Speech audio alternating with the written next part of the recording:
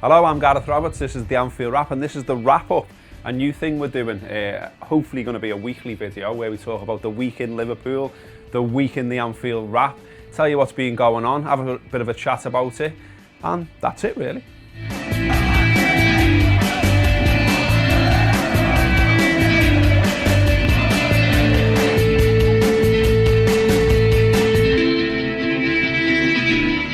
Okay, joined now by John Gibbons. The big news this week then, John, obviously the fixtures come out. Yeah. You hosted the special show on the Anfield Wrap on Tour Player, the subscription podcast that we do.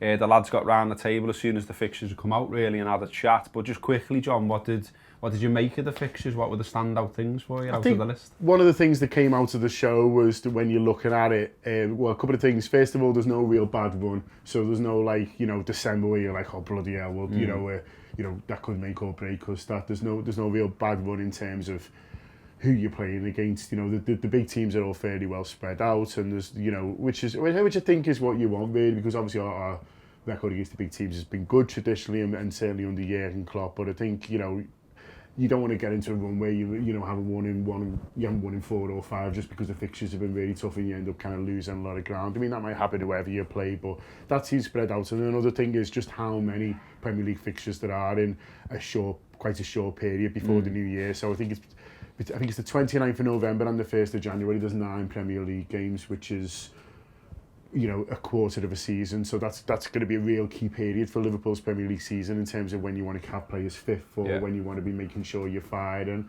then also there's the Champions League. We didn't have to think about Europe, so September, October, November didn't look too bad, but then you're throwing in 5 Champions League fixtures as well, and suddenly it looks a bit more tricky. So the importance of getting a good squad, which takes us on to obviously the transfer stuff we're going to talk about now, but really reinforced for us in the room on the show the importance of making sure you're going in with start of August with a really, really good squad that's able to compete on a lot of fronts. Yeah, and on transfers, as John mentioned, everyone wants Liverpool obviously to boost the squad. More and more names all every day really being linked to Liverpool, and we're looking at every one of them really. But a couple that I just wanted to mention quickly, today's news really, some fresh stuff. Talk that Lucas could go up to Newcastle and join Rafa, a fee of sort of 4 million-ish mentioned. Before that, he's been linked to a move back all the way back to Brazil to Grêmio, but a link up with Rafa could make sense, couldn't it? Yeah, you wonder whether it makes so much sense that someone's just thought, well, I'll add 2 and 2 together. Maybe it's a bit of an obvious one for a journalist to link, but I expect him to go. I think all the presentations at the end of the games, suggested the man who they expected to leave. Yeah, we've said this before, and he stuck around. He's been his staying power has been one of his main things about his Liverpool career, but I'd expect him more and more likely looking like he will leave this summer. And it's just, I think it's up to him. I think a move to Newcastle will be quite an interesting one, working with Rafa again, who was obviously a big early advocate of him when even some of the fans weren't sure, well, many of the fans weren't sure, so might be a good move for him. Or he might think, if I'm going to take my kids, if I'm going to move, then do I want to go back home? I'm sure Grêmio was always open for him when he wanted. He might just think 1 more year at the Premier League. That sounds good to me. Makes sense. What didn't make sense as much this week, just quickly want to mention this one, is a link to Tadic from Southampton. Apparently has a £13 million release clause, but didn't really go down that well among the Liverpool supporters out there, who everyone's sort of looking at that one going, well, that's a bit of a strange link. Interestingly though, the only person who sort of made this link, and then threads came off that really, other people started reporting it, seemed to emanate from the infamous Duncan Castles. Now, for those that don't know who he is, he's a bald journalist on Twitter who likes to wind up Liverpool fans and also likes to disappear up the rear end of Jose Mourinho. So the idea that he's got any kind of insight into what Liverpool might be doing this summer seems a bit far-fetched, mate. Yeah, don't believe everything what you read, and certainly if it's our friend Duncan, I would take it very much with a pinch of salt. Absolutely. Well, we also had Melissa Reddy in this week. We put a video out earlier in the week where we had a chat with Melissa about transfers. But we also got her for this particular video to have a chat about who she thinks might leave Liverpool this summer. Most of Liverpool's business this summer, I think, will be on building what they already have rather than breaking things apart. But I think the major outs that people want to know about is Daniel Sturridge. Will he stay or will he go? It all depends on what kind of offers come in for him, both from the club's perspective price-wise, because he's still an elite finisher, and from the player's perspective as well, because he knows what he's capable of when he's fit, when he's firing, when he's given the opportunity. So he'll want to play for a top club. PSG came in for him in January on loan. They could potentially resurrect their interest, and I think that's the kind of club that he'd be, interested in joining, because it would give him European football. Mamadou Sakho, there's such a massive scramble for centre-backs this summer that he's bound to find a permanent suitor. Crystal Palace have spoken about, taking him and how difficult that kind of deal would be to pull off, given the interest there would be in him and the price Liverpool want, which is around £30 million. They think they can get that because clubs are so desperate for pedigreed centre-backs in this window. Then Alberto Moreno, obviously his game time is going to be severely limited as it was this season. Inter Milan and AC Milan both sniffed around him, both wondered whether they, should go and make any sort of formal proposals, but from what I understand, they've not done that. He'd prefer a move to Spain, but even then, no offers have been forthcoming for him. So at the moment, the outs are just dependent on what kind of formal inquiries Liverpool get. Okay, interesting stuff there from Melissa from Goal.com, who, if you don't know already, covers the Reds for Goal.com. She's the Merseyside correspondent for them. She covers Liverpool home and away, and does have some insight into what Liverpool are doing this summer, despite what some people say. Okay, so what else has been going on? Well, there's been one that's gone a little bit under the radar, this, and I wanted to give it a mention, is Liverpool have been running a scheme for a couple of seasons now, where if you got a season ticket and you can't make the game for whatever reason, you can sell back your ticket to the club. As I say, been going on for a while, that one. What they do is you sell it, you say you want to sell it back, they sell your seat at the ticket office, and then that a certain amount of money is knocked off the next time you renew your season ticket. Now, up to this point, it's been sort of around 80-90%, I think, of the ticket price. It's hard to now find because the old figures have now gone. What I do know is that the new figures that they've put up fairly recently are a lot less. So for instance, if you're selling back a ticket to the COP, for instance, an adult ticket to the COP, there are obviously different sections, but all the club are offering are between £21 and £24. Now, anyone who's paying for individual tickets for matches will know that you cannot get in the COP for that kind of price for a Premier League game. Maybe sometimes for a cup game they'll knock the prices down a bit, but the highest they're paying anyone really in this new set of figures that they've put out is £33 for a main stand ticket. So it's quite a significant drop, isn't it? Yeah. From what they've been doing before. And I don't know about you, but I find it slightly strange when you hear the club at times talk about that they realise that there's a touting problem and a problem with selling on tickets.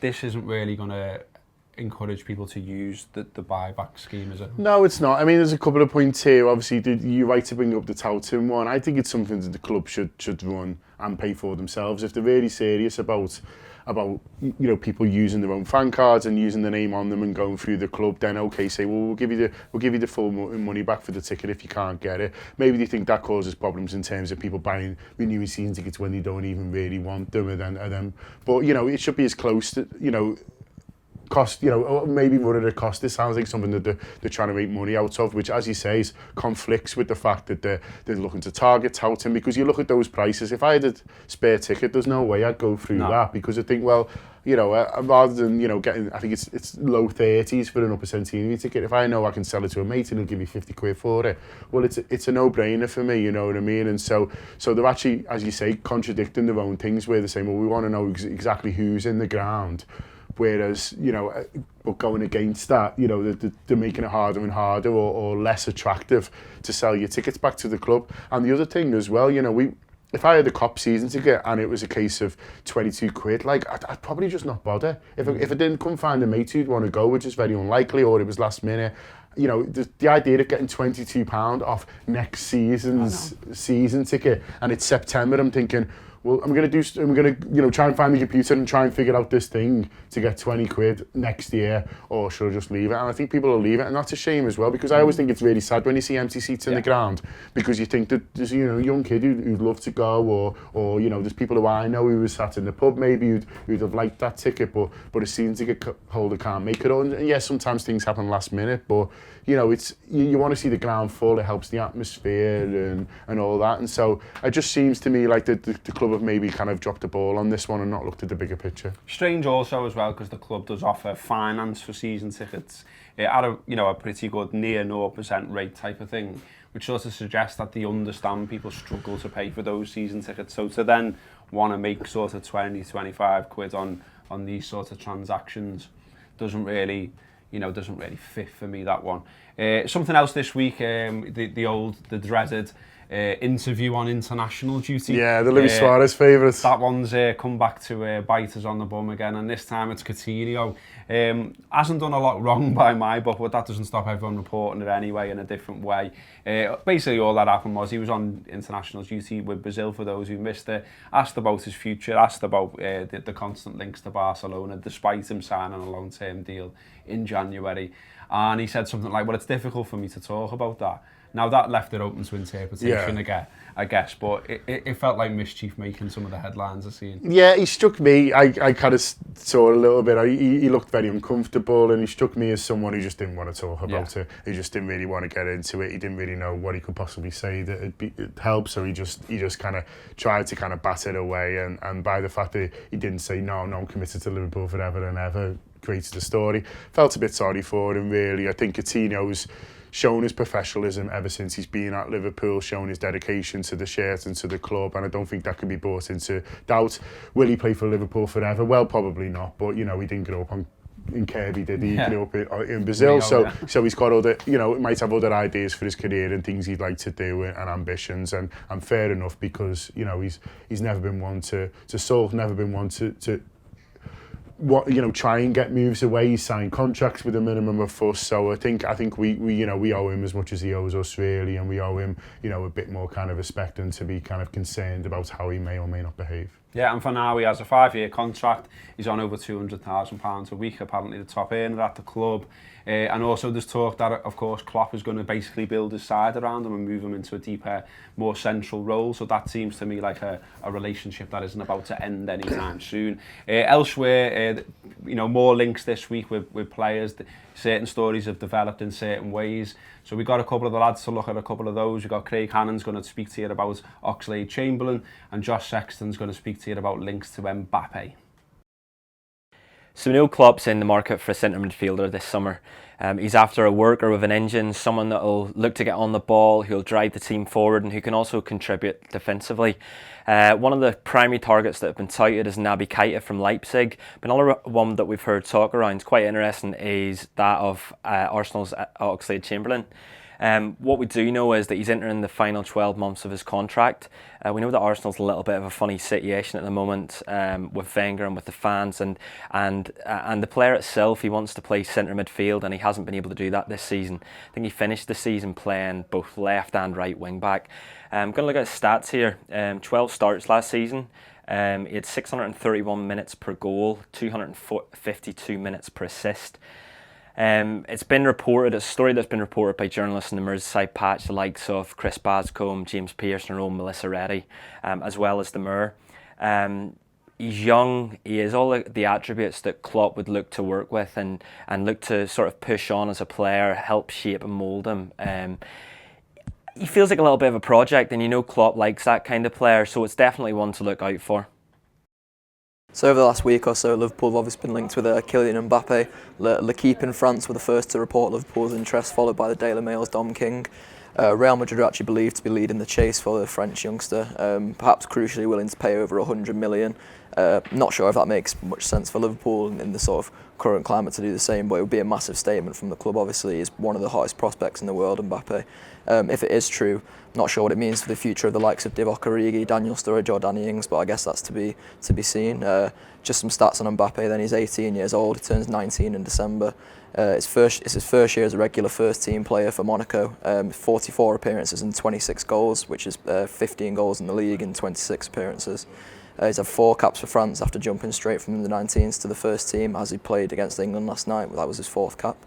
And yeah, that's pretty much it. But obviously an exciting link for Liverpool fans. Thanks to the boys there, really interesting stuff. We'll be doing more of this kind of thing, and we're hoping to make this thing a weekly thing. It's a new thing for the Anfield Wrap though. What isn't new is that the site's regularly updated. There's shows almost every day.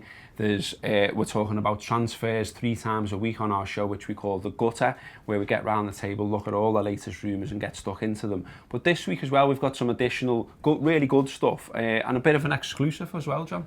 Yeah, Neil's been over to Utah, of all places, to interview James Milner. He was helping launch an academy over there, LFC Academy over in Utah. So Neil got invited over, which was very kind of them, and got about 25 minutes with James Milner. I've listened to it. It's absolutely brilliant.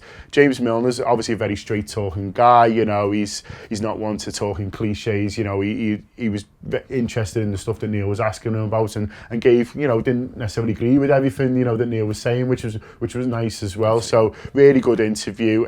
Some really good bits from it on what he felt went right last season and what he felt went wrong, on the young players coming through, and a little bit of surprise as well when he was asked about what he thought Liverpool's best performance was last season. So really good interview. Do give that a listen on Tour Player if you're not subscribed. It's only £5 a month, and you're getting everything else that Robert was just mentioned as well. Yeah, and on the site this week we've had a couple of articles, one from myself, one from Paul Cope, with very different views on what happened with the Van Dijk situation. I'm an advocate of that someone's head should really roll for that type of situation. We had a top player there, seemingly within our grasp, who was ready to join Liverpool. Someone somewhere's cocked that up, and someone somewhere should perhaps pay for that situation with the job. Paul Cope, totally opposite view. This is what the Anfield Wrap's like. There is no editorial line. All the contributors can say and do and write what they want. And that very much proves that situation. So give those two a read this week. Elsewhere on the site this week, we had an article up there about Vladimir Svica, who left the club 12 years ago this week. A strange career at Liverpool, but ended up being an unlikely hero, of course, in Istanbul. We've also had an article up about El Hadji Diouf. That is me asking the question whether he's the most hated ex-player we've got. Yeah. And also an interesting show as well, another show that I think's worthy of mention, what Neil is calling the Benitez game, which is apparently going back to a time when Benitez went to his staff and said, if you could buy a player in the Premier League right now who would improve Liverpool, who would it be? What players would you go out and get? So Neil got a few people around the table, Anfield Wrap contributors, asked them the very same question. So that's worth a listen, to see what they all said. And as ever, we want to know what you think. So all of our shows, all of our videos like this, please do comment on them. Please let us know what you think. Please let us know whether you think this show has been worthwhile. We're going to give it another go next week. We'll keep on doing it. If you'd all say it's a bit grim, though, we might sack it off, mightn't we? Yeah, there's only so many hours in the day, isn't there? You know what I mean? You know what I mean, that's it. So that's been the wrap-up. Hope you've enjoyed it. And as I say, let us know what you think. Up the Reds.